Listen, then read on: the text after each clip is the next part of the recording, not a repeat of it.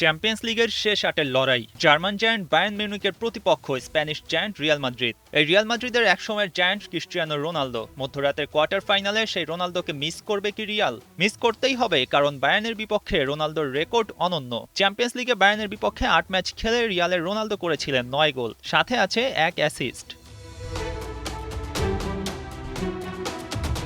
২০১২ সালে champions league semifinal. রোনালদোর Real Madrid সেবার ২ লেগেই হেরে যায়। রোনালদো অবশ্য উজ্জ্বল ছিলেন পারফরমেন্সে। প্রথম লেগে ১ অ্যাসিস্ট, দ্বিতীয় লেগে করেন ২ গোল। এর পরের দেখাগুলোতে উতরে গেছে রিয়াল। ১৩-১৪ মৌসুমেও দুই দল সেমিফাইনালে মুখোমুখি হয়। ২ লেগেই জিতে যায় রোনালদোর মাদ্রিদ। ২০১৬-১৭ ও ১৭-১৮ মৌসুমেও বায়ার্ন রিয়ালের দেখা হয়। ১৬-১৭ মৌসুমে প্রথম লেগে ২ গোল, দ্বিতীয় লেগে ৩ গোল করেন রোনালদো। পরের মৌসুমে CR7 এর কাছ থেকে আর গোলের দেখা পাওয়া যায়নি। তবে রিয়াল মাদ্রিদ ঠিকই জিতে নিয়েছে ২ মৌসুমেই। বায়ার্নের বিপক্ষে যার এমন রেকর্ড, সেই রোনালদোকে মিস না করে উপায় আছে? ঘরের মাঠ বার্নাব্যুতে রিয়ালের প্রতিপক্ষ বায়ার্ন। স্বস্তি আছে দলে, ইনজুরি থেকে এর মধ্যে এডার মিলিতাও ফিরেছেন। জুড বেলিংহামের খেলার কথা আছে বায়ার্ন ম্যাচে। নিজ দর্শকদের সামনে রিয়াল বরাবরই ভয়ঙ্কর। তবে বায়ার্নও প্রস্তুত আছে রিয়াল চ্যালেঞ্জ মোকাবেলার জন্য।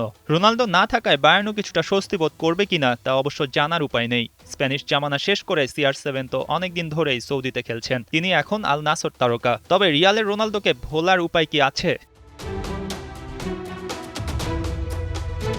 মঈন হাসান, ৭১।